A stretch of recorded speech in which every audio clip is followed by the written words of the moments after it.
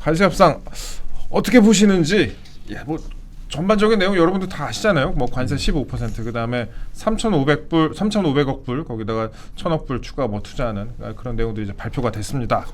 예, 어떻게 보시는지 민주당부터 가야 돼요. 민주당부터? 네. 민주당부터. 보니까 댓글 중에 가장 핫했던 게 휴대폰 요금 싸게 가입하고 부가 서비스 30개 달고 왔네라고 이렇게 적혀 있더라고요. 그 댓글을 보셨어요? 네, 뽑아주셔가지고. 내가 여기다 사진 띄워주세요. 근데 여기서 제가 하고 싶은 얘기는 요금제는 유지가 가능한데 부가 서비스는 언제든 해지가 가능하잖아요. 기간 지나면은 하나씩 덜 수 있지 않을까 싶고, 그리고 저 이 정도면 선방했다고 봅니다. 일단 죽이겠다고 칼 들고 쫓아오는 어찌됐든 칼은 칼집에 넣어놨잖아요. 그리고 이게 저희 이재명 대통령 당선일이 6월 3일입니다. 지금 한 달 조금 넘어갔죠.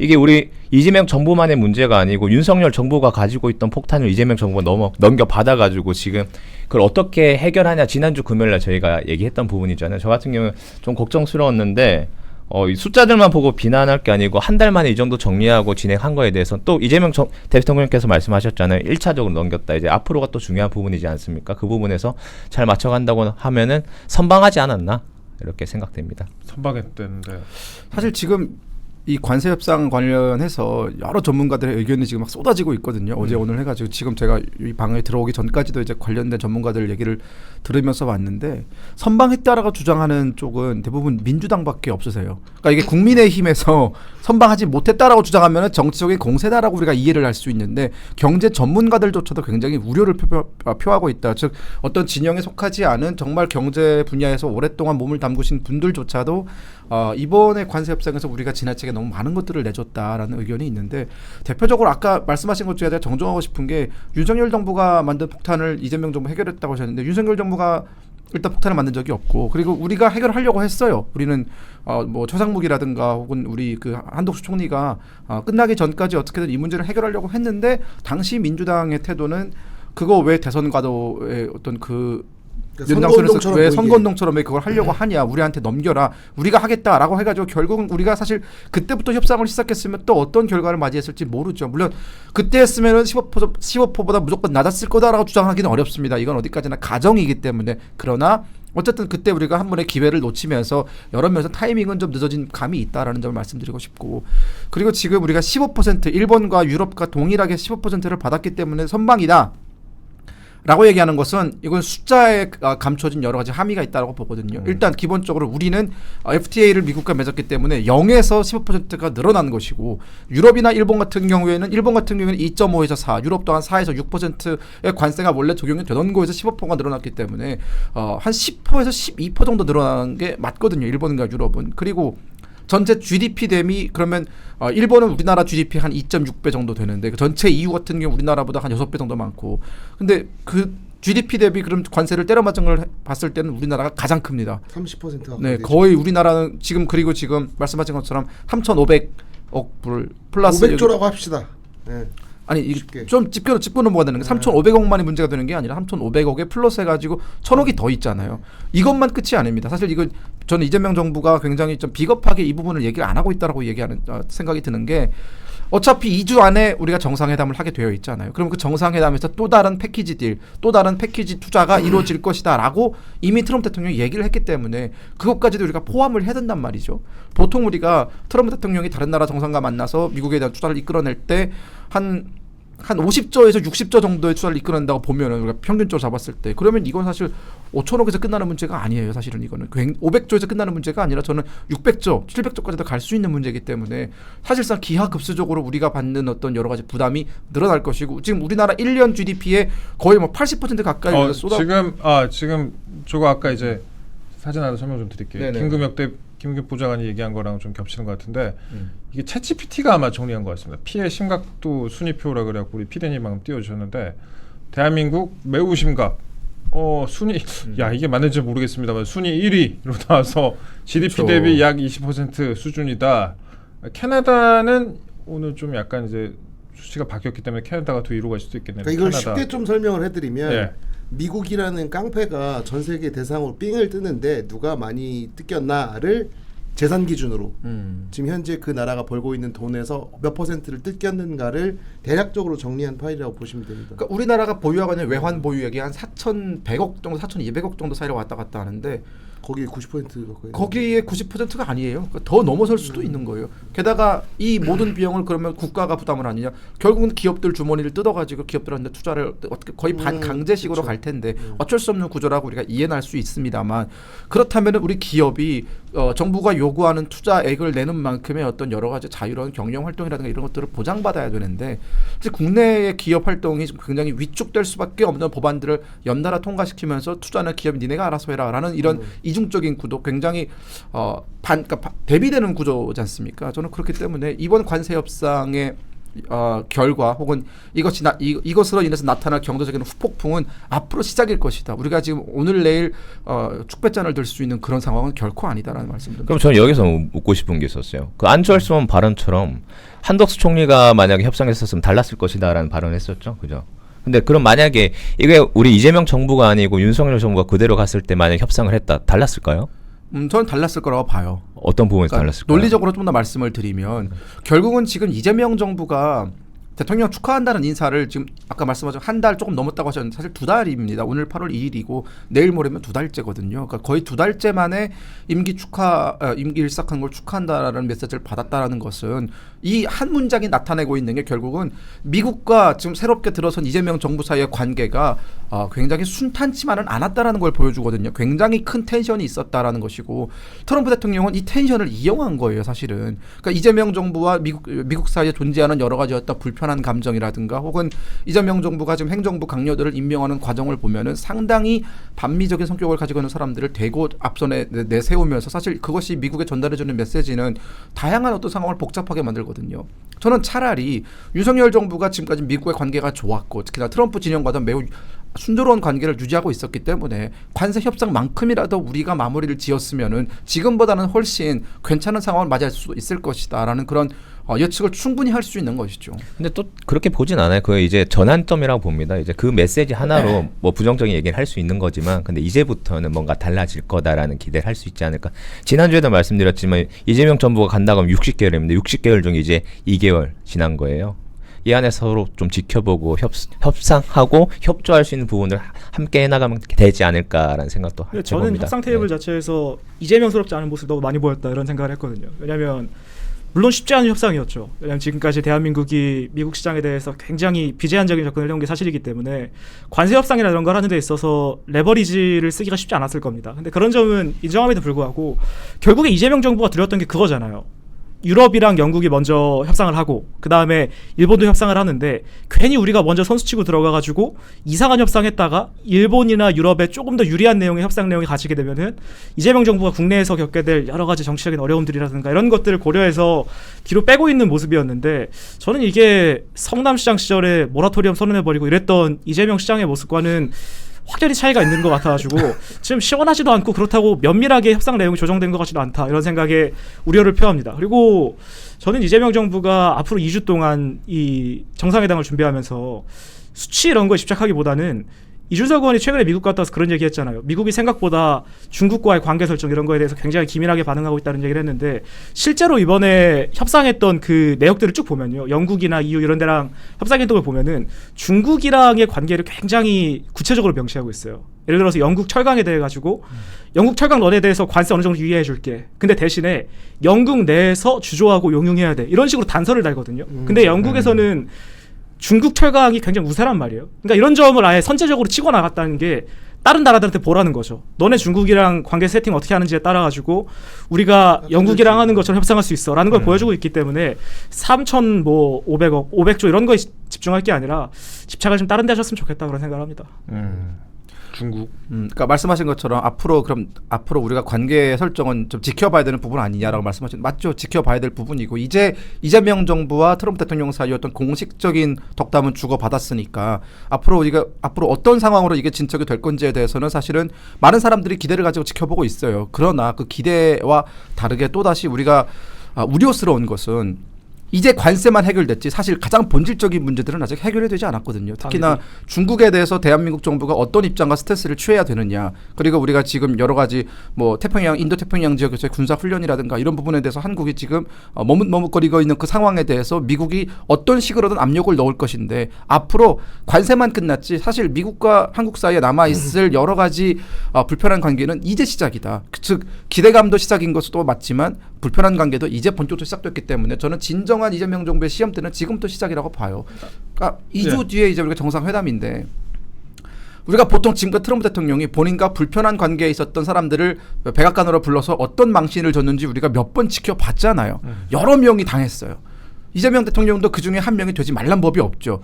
그렇기 때문에 저는 지금 현재 이재명 정부가 해야 될 일은 자화자찬은 이제 좀 그만하고 앞으로 2주 동안 남은 그 시간을 어떻게 잘 할애를 해서 이 트럼프 대통령과 협상 최대한 긍정적으로 이끌어낼지에 좀 집중을 하는 게 옳지 않나라는 그런 생각이 좀 듭니다. 오늘 방송인데 화요일과는 달리 굉장히 젠틀한데. 미국 갔을 때 그 씹혔다. 멸공의 불 한번 부르라고 해요. 그 멸공의 불 한 방에 끝나 이거. 알겠습니다. 근데 왜 전화 안 물어봐요? 멸공의 뿔 내가 관세 왕이. 멸공의 뿔 아세요? 군대 안 갔다 오시잖아요. 훈련소는 안 가냐 내가? 그랬어요. 이상한 소리 하고 앉아 있어. 관세. 네, 우리 최 기자님 말씀하시기 전에 제가 사진 하나 띄워볼게요. 이게 준비를 했으니까 사진 하나 띄워볼게요. 그 자동차 관련된 사진인데 그 제가 퍼왔습니다. 직접 비교를 해봤는데 미국의 이제 자동차 사이트에서 도요타 캠리 같은 경우에 28,700불에서 딱 5% 차이 나요. 그리고 소나타가 26,900불.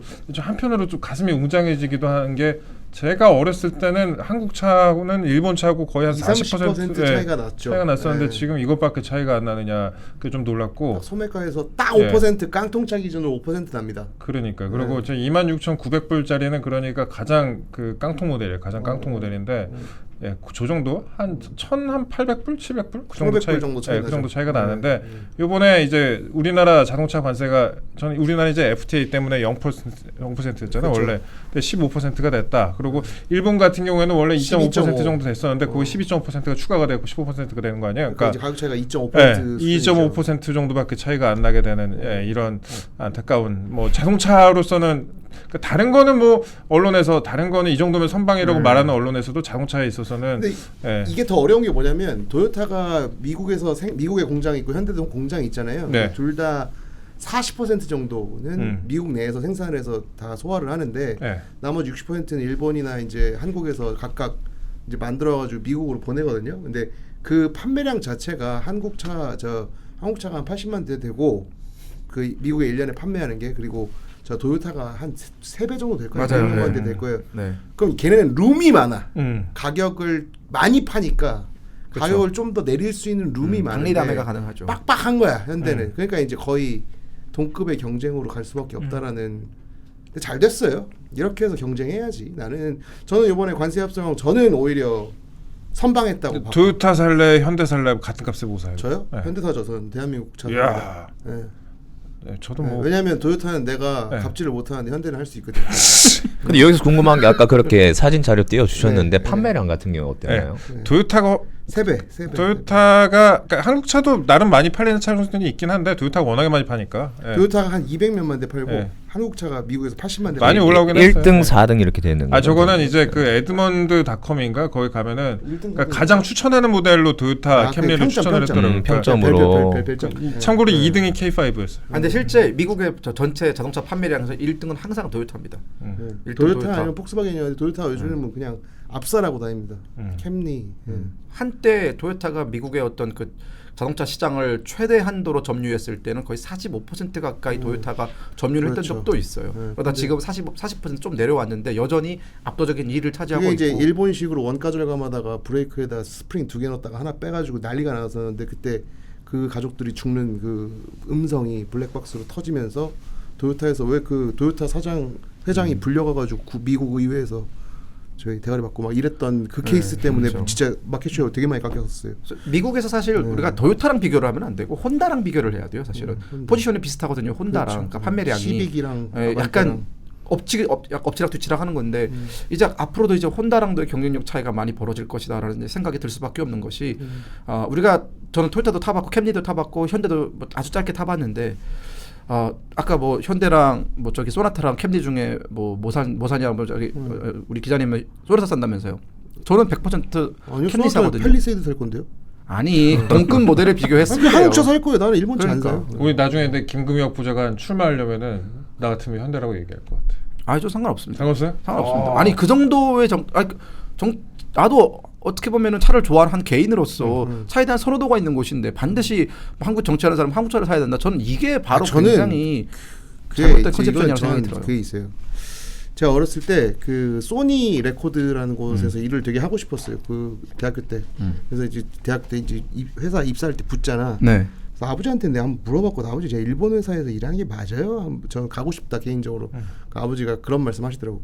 그래도 한국 회사 가서 한국 먹여 살리는 게 낫지 않겠냐? 난 이게 좀 와닿았어. 그냥 건든 거야. 나의 그 애국심. 우리 아빠 월남전 갔다 온 사람이거든. 그러니까 그냥 그게 그냥 남아 있는 거예요. 그냥 그게 그냥. 뭐 이해합니다. 전 대한민국 알겠습니다. 여기서 좋아해서. 컷하고요. 네. 저 너무 새길로 새버렸다. 내가 자료 한번 다시 띄우려다가 다시 그럼 돌아갈게요. 지금 이제 광복절 전후에 만난다는 거 아니에요. 그러니까 광복절 앞이 되겠죠. 2주 내에 오는데 빨리 왔으면 좋겠다라고 얘기를 하는 건데 결국에 이제 국방비, 방위비가 핵심 의제가 될 것이다. 저는 방위비 핵심 의제라 안 될 것 같아요. 아 그래요? 네. 그럼 뭐가 핵심 의제가 돼요? 이번에 이 네. 관세 협상 이게 핵심일 것 같은데. 아니 그러니까 미국 가가지고 이번에 관세 얘기를 하고 온다. 그럼요. 이거는 지금 더 기본적으로 달라, 4달러. 아니 그냥 지금 이거 MOU 같은 거야. 이렇게 할 테니까 이렇게 가자. 렛츠고 오케이 하고 그 다음에 이제 디테일로 들어가야 되는데 지금 문제가 뭐냐면 제가 아까 얘기했잖아요. 나는 이거 관세 협상 그냥 뭐 이 정도면 평타 쳤다라고 하는 거야. 왜냐면 약간 일본한테 2대1로 진 느낌이야. 약간 축구로 치면 그냥 뭐 질 수 있지 뭐 이런 건데 기본적으로 지금 트럼프 대변인이 라이스를 포함한다고 나왔어. 그렇죠. 백악관 대변인은 그래서 얘기를 그 사진 했죠. 좀 쌀이 띄워주세요. 포함되냐 안 포함되냐 이런 디테일이 조금씩 다르고 그 다음에 이제 저 러트닉인가 그 사람이 올린 트위터 보면은 이거 지금 우리 1,000억 불이라고 그러니까 이제 150조 정도의 가스를 사기로 했다고 하는데 그 금액도 슬라이트하게 좀 달라요. 어디는 1,000억 불이라고 하고 어디는 1,500억 불이라고 하고 이 수치가 조금 다른 거는 뭐 어디선가 뭔가 혼선이 좀 있는 거겠지. 근데 그거는 이제 대장들끼리 얘기할 때 있는 거고 이제 디테일하게 이제 협상단에서 가는 건데 거기서 지금 제일 난리 날 게 제가 봤을 때 사과. 사과 이게 제일 클 거예요. 사과는 사과. 한 번도 문을 연 적이 없고 쌀도 뭐 미국에서 들어오는 거 그 원래 미국 쌀이 한 500% 관세를 내주잖아요. 원래 우리가 이 협상 전에는 그렇죠. 대한민국 들어오려면 한 580% 정도의 관세가 미국 쌀에 매겨져 있었습니다. 근데 그게 이제 0이 되는 거예요. 왜냐하면 미국은 관세를 안 내지 않습니까? 들어올 때. 그러니까 그거를 지금 우리가 받으려면 저는 여기 정책위 부의장 계시니까 오히려 이거를 좀 제한하고 싶은 게 뭐냐면 우리나라 되게 웃긴 게 뭐냐면 우리나라 소고기가 수출 안 되는 거 아세요? 그러니까 이게 무역은 기본적으로 이제 트레이딩 할 때 바터예요. 내가 너 뭐 줄 테니까 내가 뭐 받을 게 이건데 나는 요번에 오히려 좀 전투 쪽으로 가서 야 한국산 소고기 좀 사가라. 왜냐면 한우 이게 프리미엄? 되게 웃긴 게 뭐냐면 이게 이제 농산물 안에 HOS 코드라고 이제 그 무역할 때 보는 코드인데 거기 다 들어가 있거든. 소고기도 들어가 있고 우유도 들어가 있고. 근데 거기서 이제 눈에 띄는 건 사과, 배, 쌀, 소고기 막 이런 건데 배는 어차피 미국 배 아무리 싸봐야 여기서 아무도 안 먹어. 맛이 없으니까. 근데 쌀이 이제 문제고 그다음에 소고기인데 우리나라 소고기가 웃긴 게 뭐냐면 그 일본이 150만 마리가 있거든요. 와규 기준으로. 우리나라가 350만 마리 정도가 있어요. 우리나라가 소가 더 많아. 그 사육하는 숫자가. 근데 이제 일본이 8,500톤을 수출하거든요. 근데 한국은 60톤 수출해요. 근데 이게 와규가 너무 기름이 많아가지고 사람들이 쉽게 물리는데 한우가 미국 소와 와규 사이에 있거든요. 근데 한우를 먹고 싶어도 세계 사람들이 먹을 수 없어. 왜? 구제역 때문에. 우리나라 구제역 그 뭐 안전하지 않은 국가라고 해서 뭐 잘 수입을 안 하고 뭐 규제가 좀 있어요. 그거 좀 풀어달라고 좀 해줘요. 왜냐면 얘네가 우리한테 계속 감자 수입하라고 하거든. 근데 우리가 미국에 있는 주 중에 22개 주 감자만 받고 11개 주는 거의 좀 더러운 거 뭐 있다고 안 받는단 말이에요. 그런 거랑 좀 바꿔서 우리도 수입할 수 있게 소고기 전향적으로 우리 것도 좀 사가라. 한식당에서 소불고기 파는데 미국 소로 만든다니까. 이 말이 안 되잖아요. 근데 우리나라처럼 출생, 사육, 유통, 판매까지 이력 추적제가 제대로 된 나라가 많지 않을 아니 건데 근데 그 부분에 대해서는 저거 구제역이 발생만 하면 그냥 밴을 때려버리니까 가가지고 야 우리 이거 좀 쪼개서 강원도는 좀 빼주고 뭐 여기 구제역 난데 뭐 저기에 놨으면 조 지역만 좀 이렇게 디스트릭트별로 잘라서 뭐 요런 상담을 한다거나 아니면 저는 요번에 조선소 뭐 조선에서 돈 많이 넣어달라고 했으니까 그런 거를 역으로 해서 우리가 더 많이 투자를 하고 우리나라 기업들 지금 옥죄고 있죠. 좀 이따 이제 세제 개편안이랑 같이 얘기를 해야 되는데 지금 계속 기업들 조지고 있잖아요. 근데 이 나중에 돈 500조 가까이 되는 투자금은 다 기업에서 낼 거라는 거지. 그러면은 그거 차라리 이번에 그 해고도 자유화하고 노동경직 다 풀어버리고 그냥 쌀 개방해버리고 한번 그 우리가 맨날 우파들이 꿈꾸는 거 있잖아요. 자유롭게 해고할 수 있는 거. 그걸 왜 민주당한테 얘기하세요? 상속세. 절대 받을 수 없는 제안을 하고 계세요. 이거는 지금 어쩔 수가 없어. 지금 큰일 났다니까. 그럼 이렇게 된 김에 아예 그냥 미국 탓하면서 반미하면서 다 해버리는 거지. 어? 알겠습니다. 그거 좀 해줘요. 그거를 뭐 부의장님한테 말씀하시는 거는 아니 그거 해줘야 난 해줘야 된다고 봐 그거. 그래서 다음, 그 노란봉투법도 뭐죠? 다음. 네. 노란봉투법도 다 없애고 그거 네. 민노총 다 없애버리고 이렇게 해서. 알겠습니다. 아저씨 다음 주제 정상적으로 그거랑 좀 이어집니다. 해줘요. 저 네. 이어지는 아주 주제 해줘. 할게요. 네, 다음 거 빨리. 위기를 매끄럽지가 않다, 기회로. 오늘. 예.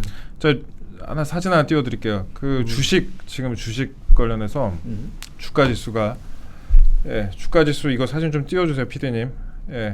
주가가 오늘 많이 떨어졌다는 거죠? 지금 조금 전에 한 3, 4분 전에 제가 캡처했는데 지금 주가가 코스피 같은 경우에 113.72나 떨어졌고 코스닥이 30.72. 상당히 많이 떨어졌습니다. 이게 올해 계속 좋았잖아요. 올해 그렇죠. 이제 올해 지난 몇 달 동안 한 두어 달 동안 괜찮았었는데 주식시장이 오늘 굉장히 급락을 했다. 그래서 이 정도면 굉장히 급락이죠. 그 명언이 있잖아요. 이게 뭐 어떤 5천 간다더니 진짜인 줄 알더라. 활기는 돌았잖아요. 그쵸, 활기는 돌았잖아요. 아니 근데 이게 포털 경제야. 이 지금 보면 우리가 주식을 보면은 이게 관세랑도 물론 어느 정도 영향이 있겠지만 관세보다 시장에서 받아들이는 거는 세금 관련된 이슈다. 그렇죠. 야 이게 아까 이제 우리 부의장님 이제 저희 방송 시작하기 전에도 얘기를 했지만 그 배당세율 최고 35% 요거에 대한 이제 실망감이 주식 지금 시장에서 드러나고 있었고 그래서 금융이나 증권주가 일제히 지금 하락을 했다. 뭐 이런 보도가 지금 나오고 있고 그 다음에 지금 세법 개정 매우 실망 다시 미장으로 뭐 이런 보도가 좀 나오고 있습니다. 투자자 반발 이러면 어느 바보가 국장을 하냐 이거 다 기사 제목이거든요. 이런 식으로 나오고 있는데 지금 뭐 이재명 정부는 코스피 5천 만들겠다라고 하고 있는데 대통령하고 일단 여당의 목소리가 조금 달라요. 이게 다시 한번 이 진성준 정책위원장의 이게 민주당 문제예요? 진성준 문제예요? 같이 정책이니까 이 의견을 좀 해야 될 것 같아요. 근데 이게 저희가 민주당의 정책위가 있지 않습니까? 보통 의장 있고 부의장들 이렇게 임명해서 이렇게 임명대로 가는데 모여서 이런 뭐 의견을 전달하는 시스템은 잘 되어 있지 않은 모든 정당이 다 비슷하지만 그런 부분들에 대해서 진성준 혼자 했다. 아니 그건 아니고 그건 아니고 그 윗선에서 이제 일 처리하시는 분들 계시는데 일단은 제일 큰 게 매년 12월 28일 날 이제 대주주를 정하지 않습니까? 네. 지금 그 기준을 다시 이제 50억에서 10억으로 낮춘다. 이 부분이 또 이슈가 되는 부분인데 그런 것들을 이제 시장 반응하고 지금 보면 댓글들도 저희도 다 동향 파악을 할 거잖아요. 그렇죠. 하면서 좀 맞춰가면 좋지 않을까 싶어요. 우리가 사격할 때도 처음에 잘 안 맞을 때 0점 조절해 나가지 않습니까? 그런 식으로 하면서 진짜 코스피 5천을 바라는 분들이 많기 때문에 맞춰 나가야 되지 않을까 싶습니다. 지금 뭐 이게 관세랑도 연결되는데 지금 다 삥 뜯기게 생겼잖아요. 네. 근데 그 기업에서 다 사실 투자를 해야 되는 건데 기업 입장에서는 내가 저렇게 투자하고 여기선 세금 내라고 상속세 폐지도 안 해주고 이렇게 하면 도대체 그러니까 야 삥 뜯겨줘 우리가 이거 다 취소하고 그냥 법인세 반값 해주고 이렇게 좀 가면 안 되냐고. 진성준한테 폭동을 일으키라고요. 방금 0점 조준 말씀하셨는데 되게 좋은 비유세요. 근데 저는 쏘고 나서 0점 조준을 하지 말고 쏘기 전에 좀 0점 조준을 하고 썼으면 좋겠어요. 일단 한번 싸봐야지 어떻게 많은지 알지 아니 그래도 않습니까? 대충은 우리가 가늠자를 이렇게 보고 저기 목표가 있구나라고 대충 쏘는데 민주당은 일단 난사를 해버리고 그다음 결과가 근데 군대를 안 다녀오신 가늠자 너무 다 정확하시네. 저 밀떡이라니까요. 그 제일 무서운 게 군대 안 갔다 온 밀떡이에요. 자, 얘기를 좀 계속하면 그러니까 지금 보면은 이재명 대통령의 어떤 그 취임사라든가 여러 가지 어떤 경제 관련된 회의들을 우리가 쭉 보면은 경제를 활성화시키겠다는 의지가 되게 강하세요. 근데 경제를 활성화시키겠다는 의지와 그로 인해서 나오는 정책들의 괴리가 너무 큽니다. 그러니까 지금 이재명 정부가 하고 있는 것들은 말 그대로 기업들을 옥죄기거든요. 노란봉투법도 그렇고 뭐 중대산업처벌 그것도 그렇고 사실 물론 우리가 산업 현장에서 사망자가 발생하는 것은 당연히 안 되는 일이겠죠. 그러나 그 사망자를 우리가 최대한 적절하게 더 이상 발생하지 않게끔 안전 조치를 취하는 것과 기업 오너를 감옥에 보내는 건 좀 다른 문제거든요, 사실은. 그렇죠. 그러니까 기업 오너에게 예를 들어서 기업 오너가 모든 산업 현장의 모든 일을 다 관리 감독하는 일이 아님에도 불구하고 너에게 최종적인 판단이 있다라고 한다면 이거 역으로 얘기하면 이건 굉장히 비약적인 표현이긴 합니다만 예를 들어서 공무원이 일을 하다가 과로로 죽었어요. 그럼 대통령이 책임을 져야 되는 거예요. 그런 구조입니다. 지금 이 구조는 저는 그렇기 때문에 굉장히 지나치게 명쾌하다. 기업을 할 수 있는, 그러니까 기업 활동의 의지를 가지고 하려는 사람들의 길을 너무나 죽이고 있다. 여기에 더해서 물론 돈을 버는 사람과 그렇지 못한 사람들 사이가 좀 있고 그러다 보니까 어떤 그 불평등을 맞추기 위해서 여러 가지 어떤 조치들이 취해지는 건 알겠지만, 제가 저번 방송에서도 말씀을 드렸지만 지나치게 이건 언더도그마다, 즉 기업 활동을 하는 사람들 혹은 돈을 버는 사람들 혹은 뭐 아까 우리 주식 투자하는 사람들, 돈이 많은 사람들은 다 악한 사람들이기 때문에 규제를 때려버려야 되고, 돈이 없는 사람들, 뭐 노동 계급, 뭐 이런 뭐 취약계층 이런 사람들은 다 무조건 옳으니 이 사람들에 대한 보호 조치, 이 사람들에 대한 지원 대책은 더 빵빵하게 해야 된다. 저는 이런 굉장히 단순한 이중적인 구조가 과연 우리 사회에 지금 어울리는 구조냐라는 거죠. 그러니까 우리 사회는 저는 굉장히 복합적으로 거미줄처럼 이렇게 서로서로의 연관은 상호관계를 가지고 있다고 생각을 하는데, 이걸 그냥 두 부자로 하나로 쭉 구워버리고 이 사람들은 내 편이니까 난 이 사람들만 강화시켜주면 되고 저 사람들은 국민의 편이니까 난 몰라. 이런 식의 경제정책이 저는 그게 야당일 때는 가능하다고 봐요. 왜냐하면 그치. 어쨌든 우리가 야당으로서 존재감을 확인시키기 위해서는 그게 가능한데, 여당이 되셨으니까 이제는 책임감을 가지고 좀 갔으면 좋겠다. 이 노란봉투법은 사실 우리가 장난처럼 얘기하지만 저도 이 노란봉투법 잘 이해 안 돼가지고 한 일주일 동안 이것만 들여다봤거든요.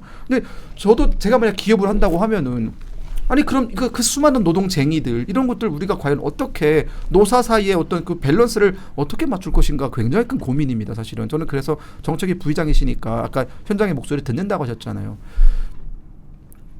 이재명 대통령을 칭송하는 얘기를 듣는 게 아니라 이재명 대통령에 대해서 이런 부분들에 대해서 개선을 해야 된다라고 굉장히 강하게 비판하는 얘기들 좀 들었으면 좋겠다. 그 정부와 여당의 시그널이 조금씩 다른 부분, 이거는 개선할 필요가 있다. 진성준의 문제인가요? 네.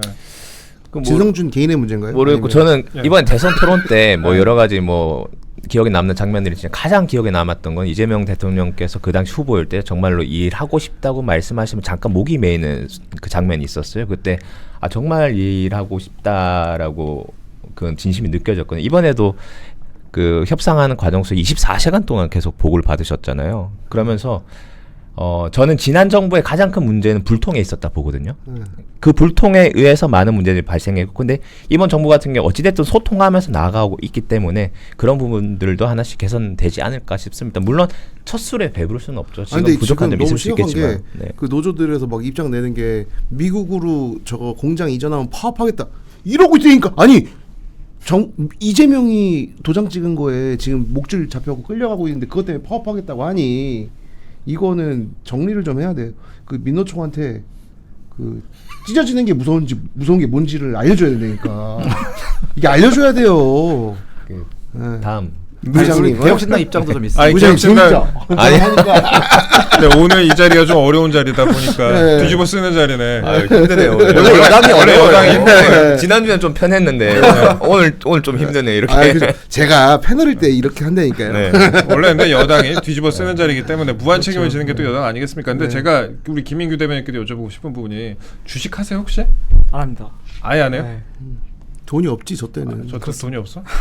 아니 주식 해보시는 분들은 다 아실 텐데, 아니 이게 주식이란 게요. 그러니까 우리 나이 때, 저희 나이 때는 아마 비슷하게 생각할 것 같은데 요즘에 집 사기가 좀 어렵잖아요. 한번 타이밍 놓친 사람들은 집 사기가 어렵습니다. 그러면은 그 시드머니를 가지고 주식을 한 다음에 그걸로 다시 불려갖고 그게 성공을 하면은 이제 부동산으로 가게 되는 게 이게 보통 레버리지잖아요. 이런 식으로 가는데 지금 글쎄요, 좀 우리 이제 배당 받으려고 주식하는 분들도 상당히 있습니다. 미국 주식 같은 경우 배당 상당히 많이 해주죠. 근데 배당 세율 최고 35%, 여당 내부에서 좀 지금 지적이 나오고 있는데, 배당 이렇게 세율을 많이 가져가 버리면은, 이러면 누가 주식하겠냐? 이러면 다시 부동산으로 슈팅 나오는 거 아니냐? 그러니까 바로 지금 이재명 지지율 부동산 지금 어떻게 약간 잡히긴 했잖아요. 약간 잡혔는데 6억 그 20대에서 바로 고꾸라지고 있잖아요. 그런데 지금 20대에서 지지율이 낮아지고 있고, 그다음에 부동산 다시 폭등. 그 모든 경제라는 건 이렇게 다 이어지기 마련이거든요. 근데 이게 다시 악순환으로 가는 거 아니냐? 이 진성준 때문이라니까. 오늘 차트를 보니까 그런 생각이 들어요. 아까 이재명 대통령이 뭐 일하고 싶다 이런 말씀하셨는데, 제 생각에 일은 열심히 하고 계세요. 그게 문제인 거거든요. 그러니까 전형적으로 사고는 자기가 치고 책임은 남의 지게 하는 거예요. 그러니까 이번에도 미국과 가지고 협상했는데, 아까 우리 이 김근혁 위원장께서도 말씀하셨지만은 결국 기업이 갚는 거잖아요. 투자 이런 거 하는 것도. 그렇죠. 그리고 열심히 민생 쿠폰 쏜 다음에 세수를 어떻게 충당할 거냐라고 하니까 무슨 거래세 늘리고 배당세 늘리고 지금 이런 식으로 공은 본인이 챙기고 관은 국민들한테 떠넘긴 이런 식으로 정치하고 있는데, 저는 그렇게 할 거면 그냥 일 안 하시는 게 낫다 그런 생각합니다. 그러니까 법인세 인상에 관해서도 이게 분명히 법인세가 인상되는 부분이거든요. 1%? 네, 거기에 대해서 강유정 대변인이 뭐라고 했습니까? 세금의 정상화라고 얘기를 했어요. 그러니까 이게 본인들의 기준에서 정상과 비정상을 구분지어 버리면은 뭐 OECD 기준 뭐 우리가 법인세 많이 내는 편은 아니다라고 얘기하는데 OECD 기준으로 볼 것이 아니라 우리나라 그 국내 기업의 어떤 그 여러 가지 환경이라든가 이런 것들을 다 우리가 종합적으로 봐야 되는 부분인데 그렇죠. 지나치게 기업에게 세금을 물리는 것에 대해서 단순하게 어떤 단순한 잣대로 들어가고 그리고 사실 우리나라는 개별적 기업들을 범위를 보면은 사실 세금을 굉장히 많이 내고 있어요. 사실 그리고 우리나라는 전체 국민이 다 세금을 냅니까? 아니잖아요. 우리 전체 국민의 한 47% 정도만 세금을 내고 있거든요. 그러니까 이런 부분들 여러 가지 면에서 그리고 또한 지금 전체 걷어들인 세수에서 거의 대부분은 상위 10%의 사람들이 다 세금을 내고 있단 말이에요. 그러니까 우리는 이미 부자들이 세금을 많이 내고 있는 구조인데 그렇게 박근혜 정부 때부터 그렇게 흘러왔는데 여기에 더 부자기 때문에 기업하기 때문에 돈을 내라. 세금을 더 내라 이런 식으로 하고 그 걷어들인 세금은 본인들의 지지율을 끌어올리기 위한 여러 가지 뭐 환급 뭡니까 그 지원금이라든가 이런 걸로 풀어버리게 되면은 이거야말로 악순환이다. 정말 이게 쉬운 결정이에요. 사실 이거 되게 정치 쉽게 하는 거고 되게 어떻게 보면은 사람들한테 쉽게 지지율을 올리는 건데 나중에 그 결과는 그렇게 쉽지는 않을 거다. 나중에 그 감당을 어떻게 하려고 그러냐라는 그런 생각이 드는 부의장님 혹시 네. 옛날 사업해 보셨다고 하셨나요? 네. 그때 그 저기 연말이 아닌데 3월에 그거 세금 낼 때 그 구간 개인 사업자였어요? 법인이었어요? 법인이라 분기별로 냈습니다. 개인 사업자 해본 적 없어요? 개인 사업자도 처음에 했었죠. 할 때 보면은 왜 1월 우리 7일. 네. 4,800만 원 그 구간 있잖아요. 8%, 네. 16%, 24%. 이 구간부터 고쳐야 되지 않아요? 근데 세제 개편할 때 이거부터 해서 소득세 안 내는 사람들 일단 소득세를 내게 하고 이 몇십 년 된 거 이걸 왜 아직도 지금 그때보다 급여가 우리나라가 너무나 많이 올랐는데 이거부터 정상화를 좀 하고 그 다음에 좀 기업들을 좀 털어야 되는 거 아닌가 지금 아주 그냥 조금 이제 큰일 났어요. 디테일해져야 된다는 생각하는 거죠. 예를 들어서 뭐 이수역 저희 상권에 있는 상인들 보면은 어떤 집 같은 경우에는 일요일 쉬고 주말에 쉬면서 본인은 그냥 돈을 벌어가니까 소득 구간이 낮을 거잖아요. 네. 낮으니까 세금 적게 내고 또 어떤 사장님 같은 경우에는 어떻게 해서든 애들 먹여 살려서 주말까지 일하면서 돈을 버는데 그게 3억 구간이 넘어가는 겁니다. 그러다 보니까 세금 더 많이 내는 건데 그럼 그분 같은 경우 억울한 거예요. 나는 더 열심히 해서 더 많이 버는데 이렇게 내는 건 좀 아니지 않냐. 근데 그런 디테일한 부분을 조금씩만 잡아준다고 하면은 좀 나아지지 않을까 이런 그걸 생각을 빨리 합니다. 진성준한테 오늘 지금 전화해 볼까요? 오랜만에 라이브 통화 한번 하실래요? 아닙니다. 오늘 진성준이 타겟이에요? 진성준이 정책의장이잖아요. 생각보다 당 대표나 원내대표보다 정책의장이 갖고 있는 중요한 힘이 자리지. 되게 세요. 중요한 그래서 자리지. 웬만한 이상한 헛소리 나온다 그러면 대부분 정책의장 발휘 가능성이 굉장히 높아요. 근데 오늘 저희 준비한 주제가 6개인데 지금 한 개에서 너무 시간 많이 잡아먹으니까 이게 제일 중요합니다. 다른 건 중요한 중요하지 거니까 않아요. 뭐 이 정도 저희가 다뤄봤고 전당대 국무였어요, 국민의. 그거 전당대회는 다음 주제. 망한 당 뭐 다루 궁금해. 그건 뭐 저도 별로 안 궁금한데 두 번째 주제가 그저 웃지요. 본인도 별로 안 궁금할 거 아니야. 두 번째 주제가 이 최동석 플러스 지지율입니다. 그 이재명 대통령 그 지지율 하나씩 좀 나오고 있는데 그 주초에 이제 리얼미터였나요? 거기서 이제 2주 연속 하락을 했었고 뉴스 토메이토 여기 조사에서도 미디어 토마토 조사에서도 60% 선이 붕괴가 됐다. 20대의 부정평가가 높다라고 보도가 나왔습니다. 20대의 부정평가가 높다. 요거는 좀 중요한 부분 같습니다. 그리고 리서치 뷰에서도 지금 이것도 이제 2주 연속 하락을 한 것 같아요. 그래서 59.4% 물론 아직도 뭐 낮지는 않습니다만 리서치 뷰에서도 그렇게 나왔는데 요것도 20대에서 부정률이 잘못하면 50.3%, 잘하면 46.7%로 부정률이 3.6%포인트가 높았습니다. 요거 20대로서 더 잘 아실 거 아니에요. 왜 20대가 이제 더 빨리 돌아섰다고 보는 거예요? 비단 저희 세대뿐만 아니라 이번에 이재명 대통령에게 힘을 실어줬던 대다수의 국민들은 제가 자주 하는 얘기인데 이재명한테서 문재인을 기대하는 국민들은 없어요. 그러니까 우리가 문재인 대통령을 딱 떠올렸을 때 뭔가 청렴하고 저 사람 뭔가 좀 선할 것 같고 노무현의 친구고 이런 이미지를 갖고 집권을 한 거잖아요. 그랬다고요? 그러지 않으세요? 그러니까 그렇죠. 그런 그러니까 선한 이미지. 그러니까 그런 웃음소리 이런 걸 가지고 집권을 하신 분인데 이재명 대통령이 갖고 있는 도덕적 결함이라든가 이런 거 국민이 다 알고 있었거든요. 전과 사범인 거 알고 처음에 떨어뜨린 다음에 그 다음에 또 뽑아준 거 아닙니까? 근데 결국에 그런 사람을 대통령으로 선택했다는 건 이 사람이 최소한의 도덕적인 잣대만 충족시키면 그 이후로는 기민하게 정치를 얼마나 잘하는가를 보겠다는 걸 저는 이해했어요. 그렇죠. 근데 최근에 뭐 기민하지도 않았고 그리고 우리가 이재명 대통령에게 기대하는 이 도덕적인 잣대 수준이 조국 장관 처음 서졌을 때만큼의 잣대는 아니에요. 그랬으면은 김민석 총리 때 벌써 이재명 대통령 지지율 40% 30% 떨어졌겠죠. 근데 우리가 문재인에게 기대하는 정도의 윤리적 잣대를 기대하지 않기 때문에 그래 너네 못돼 먹은 걸 알겠는데 그걸 감안하더라도 지금 너무 막 나가기 시작한 거예요. 김민석, 강선우 이렇게 시작해가지고 지금 최동석까지 나오니까 국민들이 갖고 있던 마지노선이 무너지기 시작한 거죠. 아니 그래도 최소한 사람 같은 사람들을 쓰긴 해야 되는데 인사를 하랬더니 무슨 역시 20대가 맵다. 이상한 양반들만 다 골라와가지고 국정의 요직에다가 갖다 앉히는 모습이 문재인 때보다 훨씬 더 험악하고 그리고 문재인 때보다 더 유능하냐? 그것도 아닌 것 같아요. 그러면 그냥 못된 문재인이잖아요. 그리고 저는 장관들을 인선하는 과정에서 이번에 저는 이재명 대통령이 기싸움하고 있다고 느꼈거든요. 그러니까 옛날에 김민석 총리나 강선우 장관이나 이런 분들도 본인이 명확하게 입장을 안 내잖아요. 잘못된 게 맞다. 근데 우리가 이재명한테 기대했던 모습은 그런 거거든요. 끊어버려. 내가 잘못했다. 그러니까 끊어버리는 건 맞는데 이 인사는 국민 눈높이에 적합하지 않았다. 이런 걸 우리가 기대했는데 지금 국민들이랑 기싸움하고 이런 걸 보면서 윤석열 대통령은요, 제가 개인적으로 좋아하진 않지만 차라리 도어 스태핑 할 때 그 국민들 앞에 가가지고 전 정부에 이렇게 훌륭한 장관 봤어요 이런 거라도 했어요. 근데 이재명 대통령 정부에 훌륭한 그러니까 그런 거라도 했는데 지금 이재명 대통령은 그것도 안 하고 혼자서 그 소위 얘기하는 기싸움하고 있는 거잖아요. 그래서 제가 볼 때는 윤석열 대통령인데 약간 애견남 버전의 윤석열이다 이렇게 보고 있습니다. 아니 근데 부의장님 제가 우리가 이제 이 자리에서 강선우 후보자에 대한 얘기는 제가 3주 동안 했었거든요. 4주 했어. 4주 했지. 더 이상의 자세한 설명은 필요가 없을 것 같은데 최동석 이분 뭐예요? 그냥 그 인사혁신처장 자리라는 게 일단 저는 이렇게 많이 막말 나온 사람 처음 본 것 같아. 어떤 자리든 저는 품격이란 건 필요하다 생각하는데 저도 저희 당내에서 저도 반대하는 입장입니다. 이렇게 뭐 인정해 버리시니까 뭐. 네. 왜냐하면은 그게 일단은 모든 정치라는 게 어떤 분쟁을 일으키는 것보다는 이제 조율을 하고 뭔가 좀 앞으로 나가게끔 해야 되는데 최동석 인사처장 같은 경우에는 아무래도 분쟁, 논란의 중심에 계속 설 분이기 때문에 과거의 발언들이 계속 이어지고 있잖아요. 어제 같은 경우에도 그 발언이 위안부를 떠나서 그 본인이 유명해졌다, 본의 아니게 유명해져서 미안하다는 식으로 약간 농담을 던졌는데 그거는 정서적으로 맞지 않는 거거든요. 보통의 사람이라면 그렇게 얘기를 하지 않습니다. 저는 보통의 사람이 아닌가요? 뭐 다른 분야에서 뭐 뛰어나시겠죠. 그래서 저는 반대하는 입장이기 때문에 그 얘기에 대해서는 저는 글쎄요, 이재명 대통령이 최동석 인사처장을 인사 해임을 시킬지는 잘 모르겠습니다. 왜냐하면 친명계 내부에서는 또 다른 얘기가 나오고 있어요. 그러니까 이게 영혼의 쉴드를 치는 거죠. 이런 식으로. 그러니까 김영진 의원은 약간 반대하기도 하긴 했던데. 그분을 제외하면 언론 보도를 보니까 이름을 밝히지 않은 이제 이핵관들이 이제 그런 얘기를 하더라고요. 이핵관 천하람?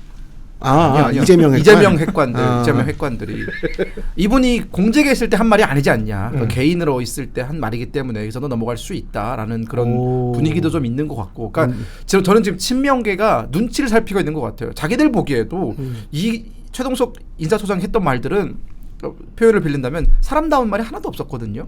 그러니까 이건 지나치게 극단적이고 혐오가 너무 가득하고 상대방에 대해서 거의 존중이라고는 한 1도 찾아볼 수 없는 그런 발언들로 도배한 사람들인데 친명계 입장에서도 이 사람은 이건 좀 너무 문제가 많은 것 아니냐라고 생각을 하지만 위로부터 VIP로부터 지금 뭐라 얘기가 없어요. 가이드라인 가르마를 타줘야 되는데 가르마가 없어요. 그러다 보니까 애매하게 쉴드를 치는 거예요.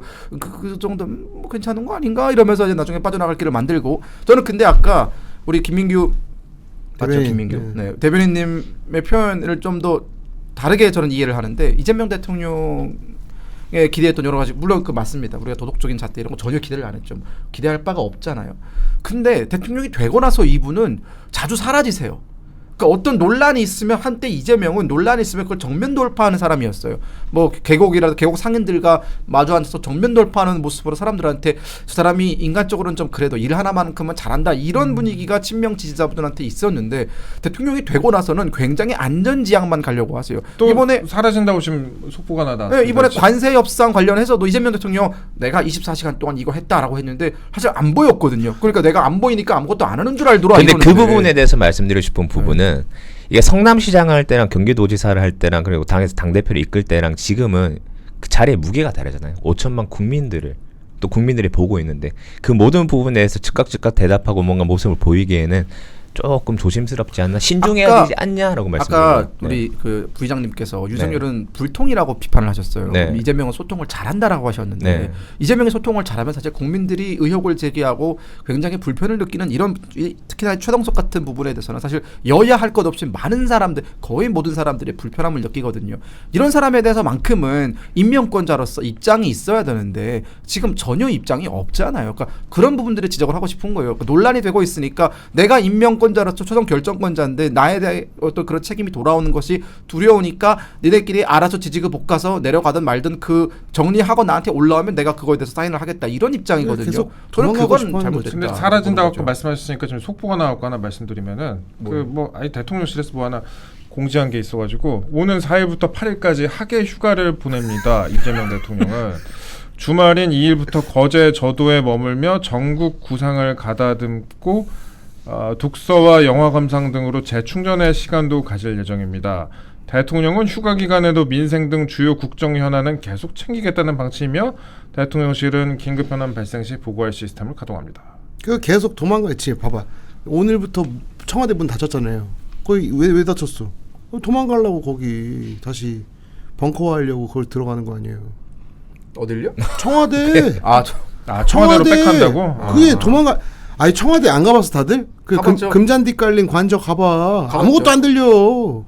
그 이명박이 옛날에 그랬잖아. 그 뭐 광우병 때문에 시끄럽네. 100만 명 남아 있다고 막 하는데 시끄럼. 그게 거기서는 아무것도 안 들린다고 거의. 도망가는 데야 거기는 원래. 춘추관 되게 안 좋았었는데. 안 좋아 거기. 근데 청와대 가지 말고 그냥 용산에 시설 되게 낡았던데 거기 왜 가는지 모르겠어요. 그냥 세종 가. 거의 세종. 무너질 것 같던데 보니까.